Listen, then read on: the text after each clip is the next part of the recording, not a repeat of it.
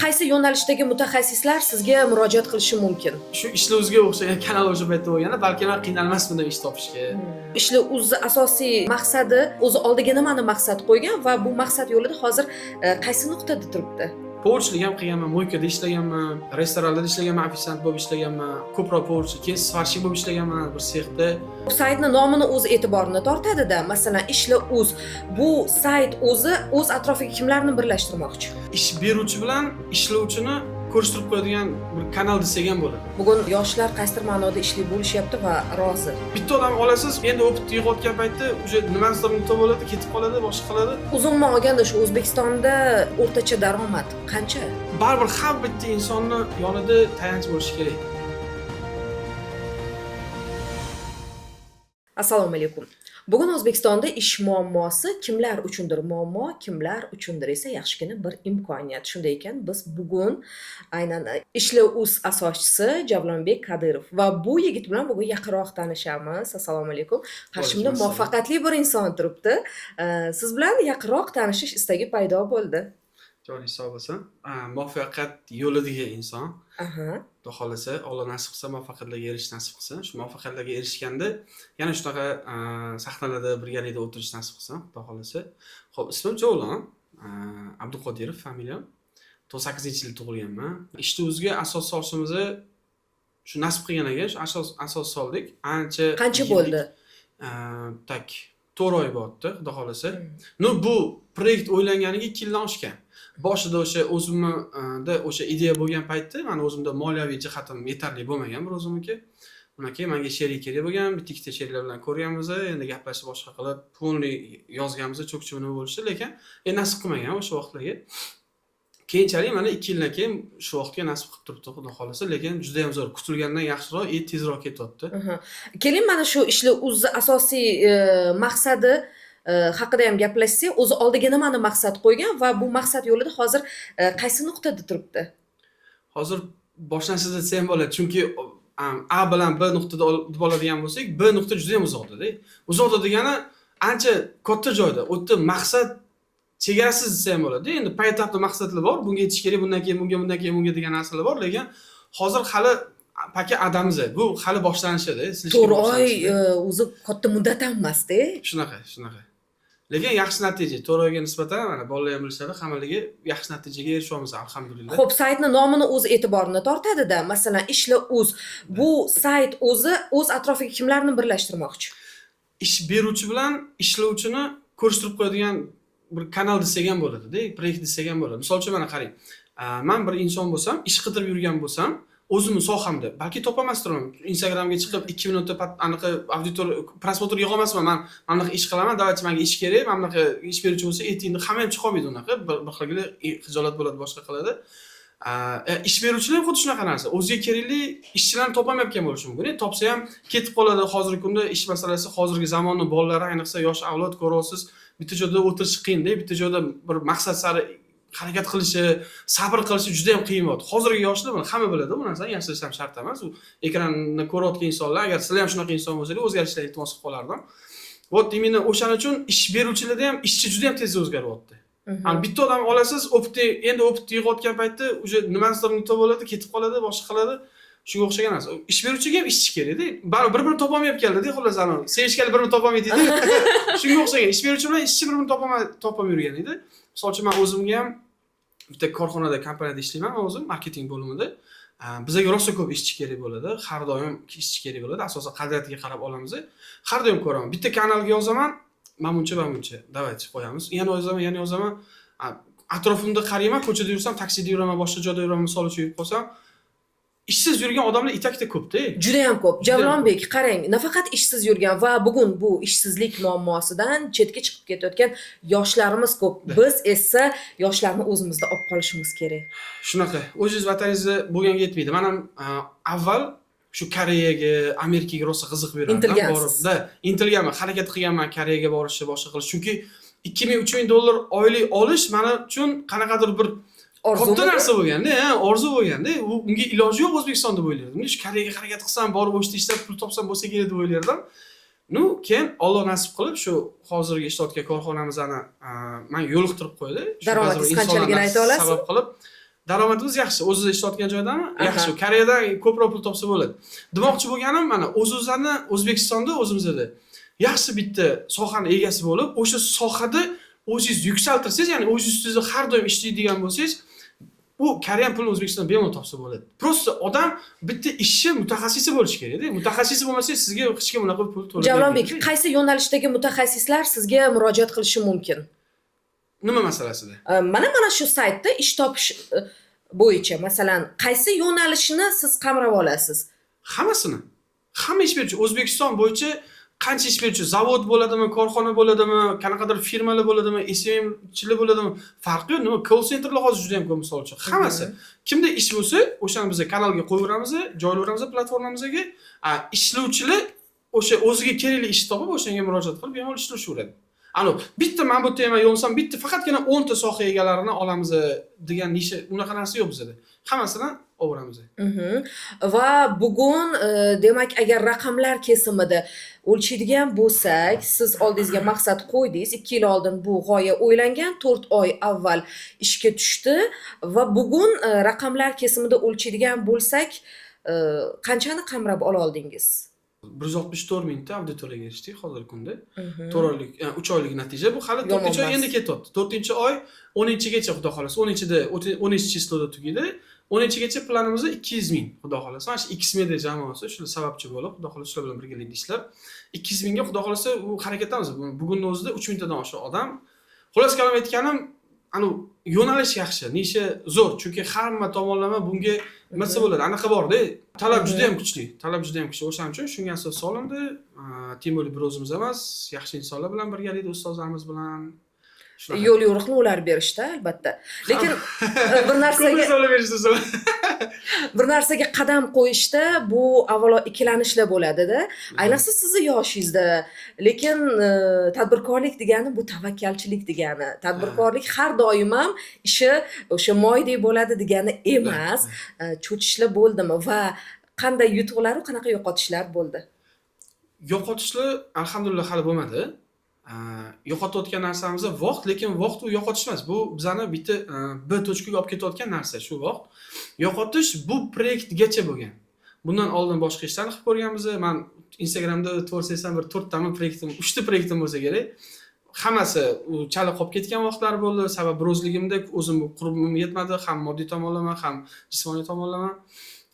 Bu yerda bu proyektni bir o'zim boshlamaganligim uchun, ancha yo'lni bosib o'tgan insonlar bilan boshlaganim uchun ancha menda yengillik bo'ldi-da. Har tomonlama. Yutuq keladigan bo'lsa, yutuq sekin-sekin mana alhamdulillah bo'pti. Yutuq bu bizani o'ylagan bitta men bu liniya bo'lsa, baribir endi bunaqa nima deydi, to'lqin bo'ladi-ku. Ha. Pasti, balandi. Qolib ketmaymiz-da, mana shu bizani yutug'imiz bo'pti. Mablag' tomonidan yutkazish bo'lmadi.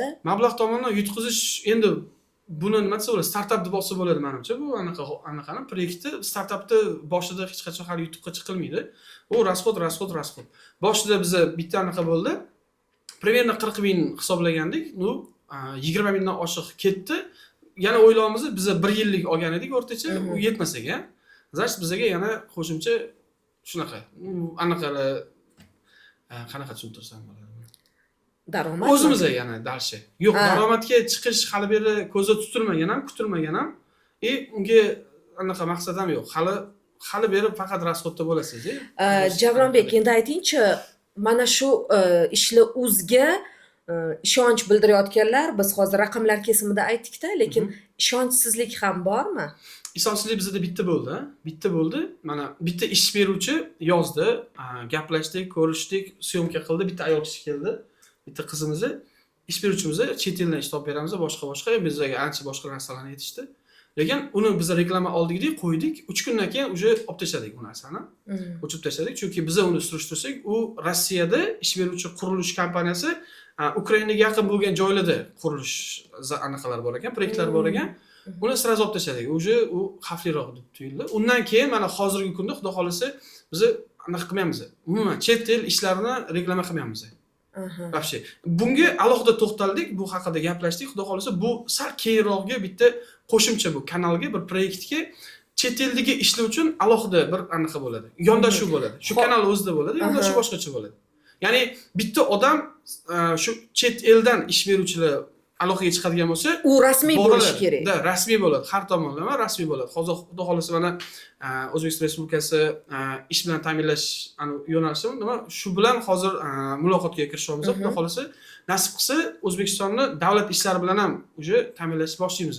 Bandlik xizmati bilan. Chunki Javronbek hozir aynan o'sha juda ham ko'p kompaniyalar borda, xorijga ishga yuboramiz degan e'lonlarni berishyapti va ko'rsangiz agar reklamalari juda katta bir prosmotrlarga ega bo'lyapti. Endi odamlar ikkiga bo'linadi. Shunda kimdir ishonib, aynan boryapti hujjati bilan, kimlardadir ishonchsizlik. Shuning uchun bu masala ozgina nozik masala, siz aytgandek.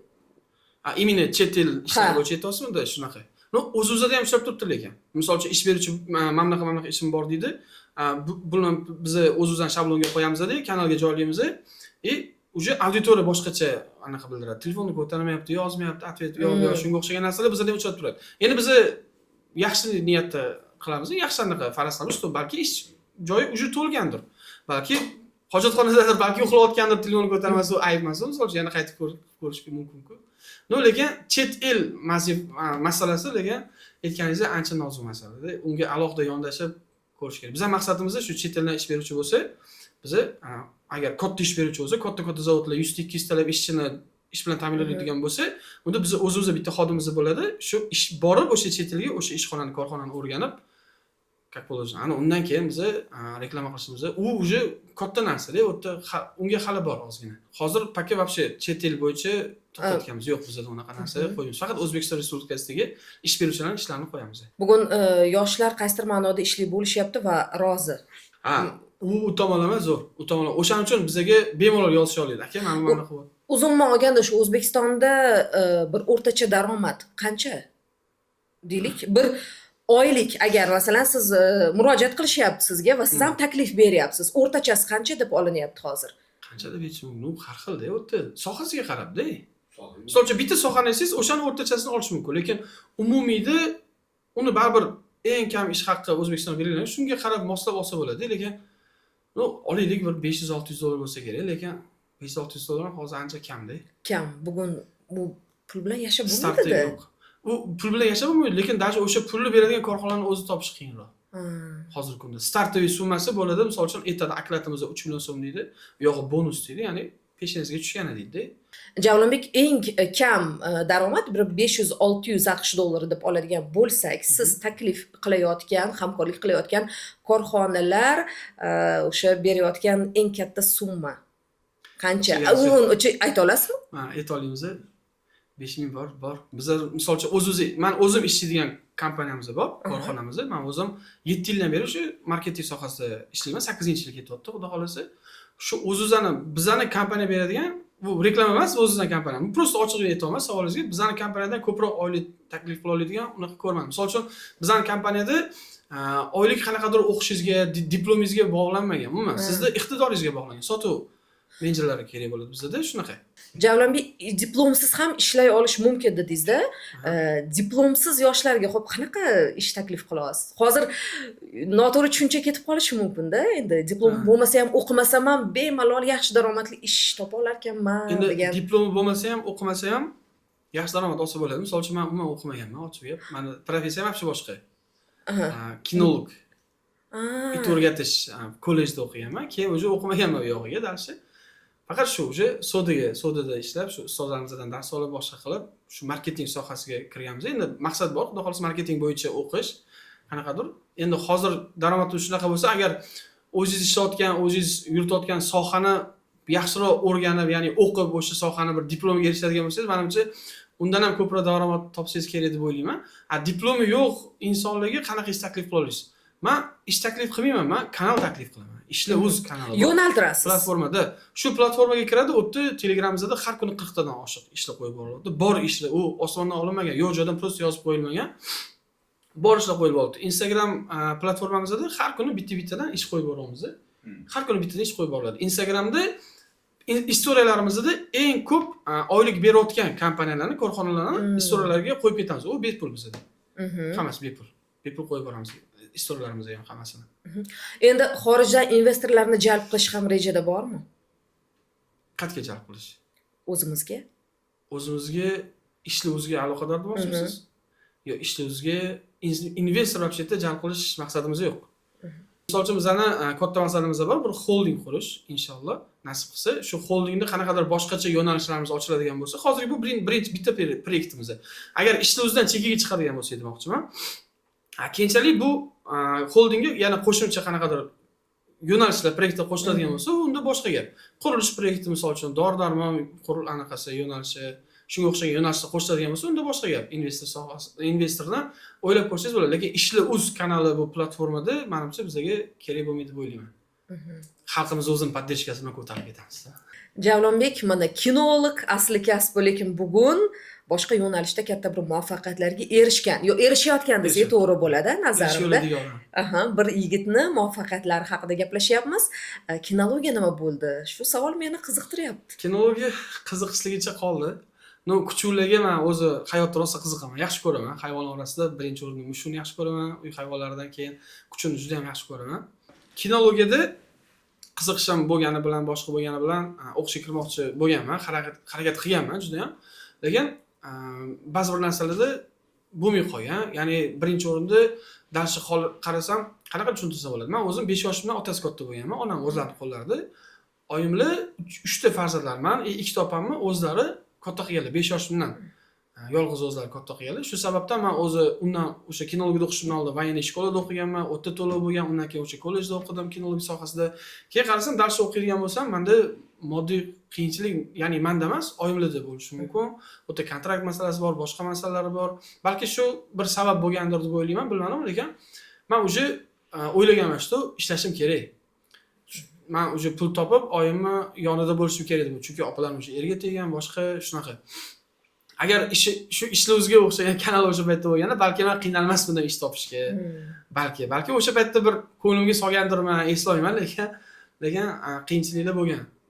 Ancha qiyinchiliklar bo'lgan. Keyin shu ish masalasida ishlab, povrchilik ham qilganman, mo'ykada ishlaganman, restoranda ishlaganman, ofitsiant bo'lib ishlaganman, ko'proq povrchi, keyin svarshik bo'lib ishlaganman, bir sexda, reshotkalar, darvozalar, perilarlar, shunga o'xshagan narsalar yasirdik, shunaqa sexlarda ishlab, svarshik bo'lib ishlaganmiz. Keyin o'sha bir insonlar sabab bo'lib, shu sotuv sohasiga, marketing sohasiga kirib, dars ishlashni boshlaganmiz. Shu sohada keyin o'zimni yo'nalishimni topdim. Har bir insonning o'zining xarizmasi bo'ladi. Ammo topguncha o'sha yo'l oson bo'lmadi. To'g'ri, topguncha har bitta yo'lga kirib ko'rdingiz. Har bitta yo'lga kirib ko'rganman-da. Hamma mana nima ish bilasiz? Qurilish sohasimi? Nima, nayovchiliklar bo'ladimi? Kunlik ish bormi? Kunlik ishga chiqqanman. Masalan, O'zuzani tumanda kunlik ish bo'ladigan joy bor. O'sha yerga chiqib kunlikda turganman. Ertalab soat 6da, 7da chiqardik. Kim ish berar ekan, kim olib ketar ekan bizani ishlatishga deb. Ishlarga borganmiz. Dalalarga chiqib piyoz o'tash degan narsalar hammasini qilib ko'rdim. Nima ish bor u? Hammasini qilib ko'rganman. Hamma yo'nalishda ishlab ko'rganman-da. Yoshligimizda shunaqa o'tgan xullas kelgan. Bugun aynan mana shu mustaqil hayotga qadam qo'yib, lekin bir o'zini yo'lini topa olmayotgan yoshlar juda ham ko'pda. Ularga muvaffaqiyatga erishayotgan bir inson sifatida o'zingizni bir oltin qoida deymizmi, motivatsion bir agar yo'nalish bo'lsa bera olasizmi? Nima deyishim mumkin? Hali menimcha men motivatsiya beradigan darajaga yetganim yo'q. Bir maslahat berish, unaqa narsalar men uchun hali anaqa emas deb o'ylayman-da. Ya'ni mendan nimadir kutib, nima deb tushuntirsa bo'ladi. Bunaqa urvida emas men demoqchiman-da. Bir tavsiya qilishim mumkin. O'zim tengdoshlarim yo mendan yoshlar, mendan tanishlarim ko'p, meni tengdoshlarim ancha katta yutuqqa erishgan odamlar juda ham ko'p. Hali erisha olmayotgan, hali o'zini yo'lini topolmay yurgan insonlarga shu har xil variantdan ko'rish kerak-da. Qaysi birida o'zini yaxshi his qilsa, qaysi biriga qiziqish bo'lsa, o'sha yo'nalishda svarshikmi, o'sha svarshikga eng zo'r bo'lish kerak-da. Qaysi soha misol uchun sotuvchilikmi, o'shani eng zo'r bo'lish kerak. Qaysi yo'nalishda odam o'zini ko'ra oladi. O'sha yo'nalishni prosta o'zgartirish shart emas. Yoqyaptimi o'ziga, lekin oyligi kamligi uchun boshqa yo'nalishga o'tish shart emas. Prosta o'sha yo'nalishda izlanib, o'rganib nimalardir. O'sha именно o'sha professiyani eng yuqori darajasiga chiqish kerak-da. Misol uchun oddiy o'sha deylik, santexnikka yaxshi daromad kelishi mumkin. Вот именно. Конечно, kelishi mumkin. U santexnik faqat o'zi borib qilib yurish kerak emas. Bitta firma ochsin, shogirdlar olsin, ishchi qo'ysin, o'sha santexnika bo'yicha bir kanal ochsin, o'sha kanalda zakazlarni ko'paytirsin-da, ana keyin bolalarni ishlatsin. U mo'ma yo'q, o'tda hech kim bu meni sohamda kam pul topish kerak, topilar ekan, ko'p pul topib bo'lmasa ekan degan narsa yo'q-da. Kartoshkachimi opti olib kirishni boshlaysiz misol uchun. Qatdadir ko'proq mana bitta bozorda o'tiribsiz, bitta sotuvchisiz, unda qarorsiz o'zingiz sotyapsiz, kilolab sotyapsiz-da. Kilolab sotganda, конечно, qiyinroq. Yo'lasiz, bilasiz, kartoshka qanaqa turlari bor, uni qanchadan olsa bo'ladi, qayerdan olsa bo'ladi. Uni dalala ko'p-ku bizda kartoshka yetishtiradigan. O'shaga borib, ekuvchilar bilan gaplashsin, dehqonlar bilan gaplashsin-da, vagon olib kelsin-da, olib borib sotuvchilar qo'yib qo'yib sotsin misol uchun. Investor kerak bo'lsa, agar zo'r bitta proyekt misol uchun, men kartoshka olib kelmoqchiman, men bittadan olib, menimchadan sotaman, menimcha qoladi, bitta odamga normal tushuntirib bersangiz, любой puli bor odam pul tiksa kerak deb o'ylayman misol uchunchi. Endi siz bu yo'nalishni mutaxassisda hozir shunaqa o'ylaysiz, lekin ijrochi insonlar bor. Ular faqat o'sha berilgan vazifani qiladi. Da. U faqat kartoshkani sotadi. Yo borib santexniklikni qiladi faqat, kunlik daromadini oladi, keladi. U ishchi bo'lib Psixologiyani o'zgartirish kerak. Bir qobiqqa tushib qolgan insonlar bor shunaqa. Bizning o'zida ham ishchilar bo'ladi. Qancha o'rgatsak, tushuntirsak ham o'sha bitta qobiqdan chiqib ketolmaydi, o'sha o'rnashib olgan o'sha narsaga bitta urinda qolib ketgan. Intilish degan narsa yo'q, u sabab maqsad yo'qda. Maqsad katta qo'yish kerak, psixologiyani sal o'zgartirish kerak, boshqacha sal o'tirib odam o'zi bilan o'zi gaplashish kerak-da. Kimman men o'zi qayerga boraman bu ketishda debdi. Nimalarga erisha olaman, nimalarga erisha olmayman. Shu narsani o'ylash kerak. Nimalarga erisha olaman degan narsasiga keyin o'sha narsaga qarab harakat qilish kerak-da.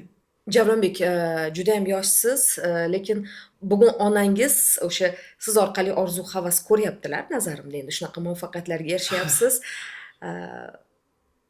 Onangizni bugun dillaridan o'tayotgan o'sha hislar bilan bo'lisha olasizmi? Uni o'zlarini so'rab ko'rish kerak. Bugun onangiz siz bilan faxrlanayotgan bo'lsalar kerak. Shunaqa deb o'ylayman, endi o'zlarini so'rab ko'rish kerak. Конечно.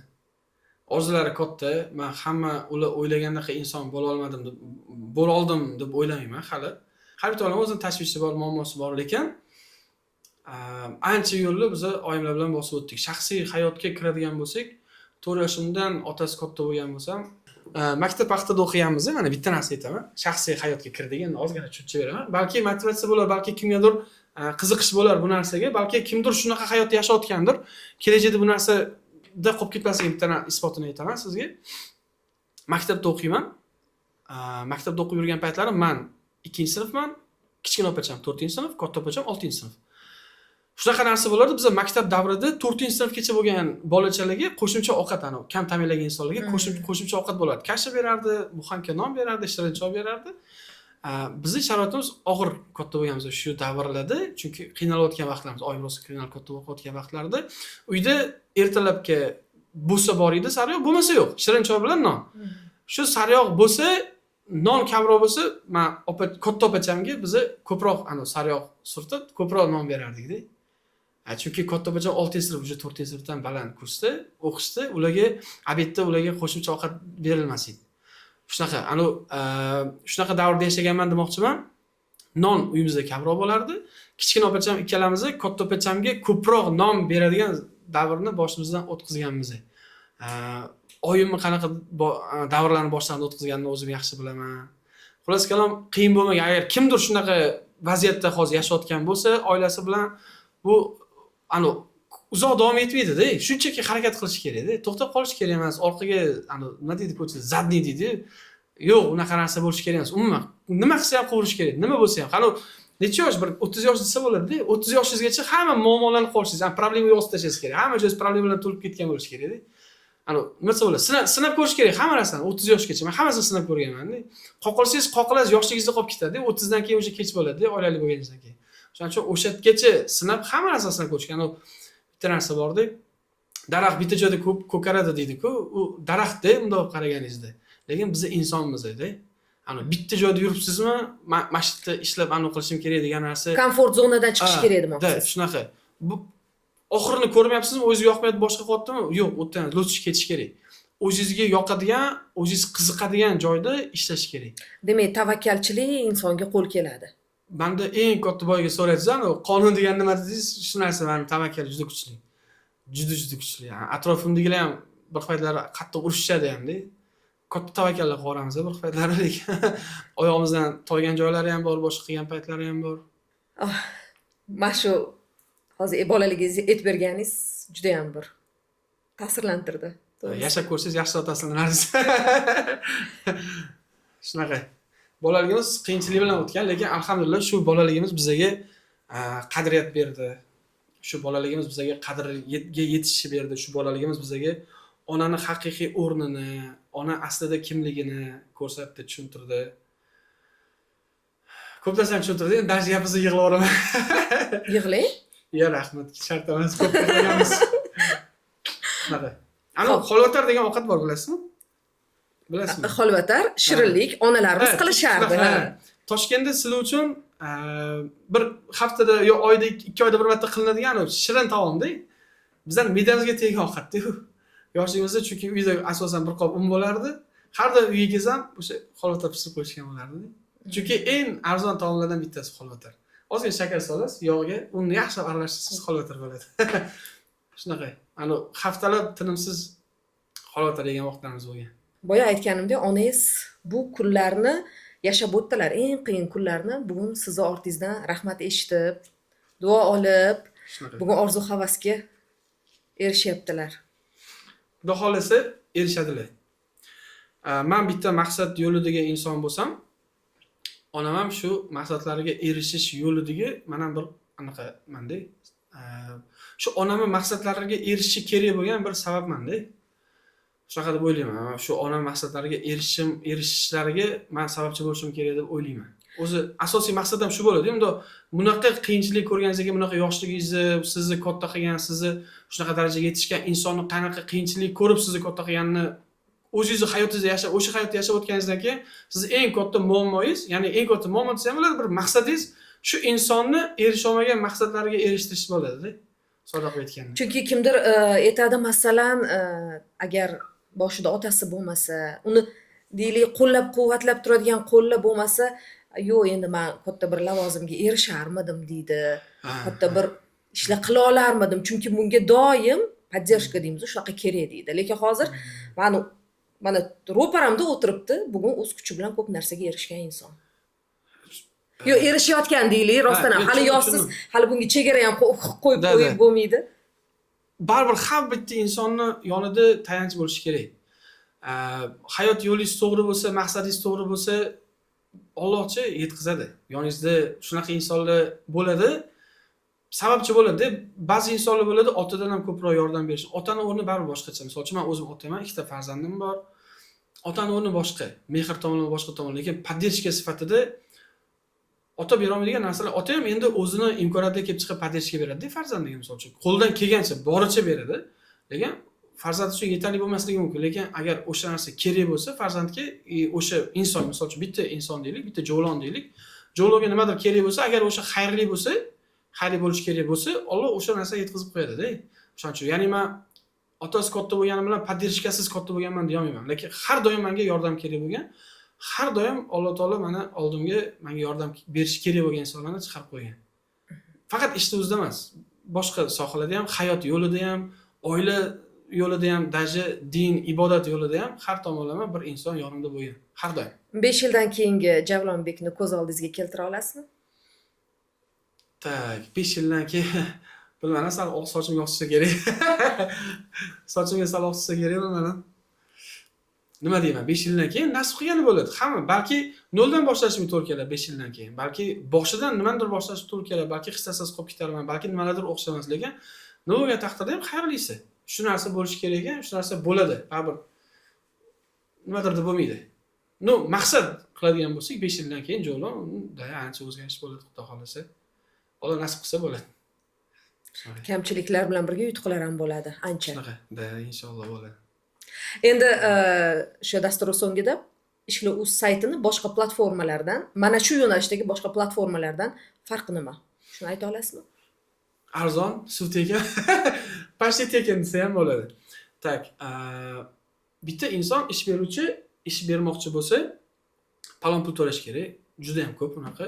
Yo'nalishda men konkurensiya deymanmi? Konkurensiya har bitta insonni nima? Raqobatchilar ko'p, juda ko'p, lekin kamchilik ham juda ko'p. Biz o'sha kamchiliklarni to'ldiradigan bir bu nishada, bu yo'nalishda ish beruvchi bilan ishlovchini bir-biriga nima desam, uchrashtirib qo'yadigan inson, bir kanal, platforma sifatida boshqa hammadagi kamchiliklarni yopib harakat qilmoqchimiz. Bunda ko'rganman, rosa-ku buni qiziqib ko'radigan bo'lsangiz, lekin hammasida bittasi unisi ham, bittasi bunisi ham, bu noto'g'ri, bittasi qadriyat kamlik qiladi, bittasi boshqa, lekin bizda ularga nisbatan farq katta. Misol uchun Instagram platformamizda har bitta ish beruvchini ishxonasiga borib, o'sha ishchi qanaqa nima desa bo'ladi, qanaqa aurada ishlaydi.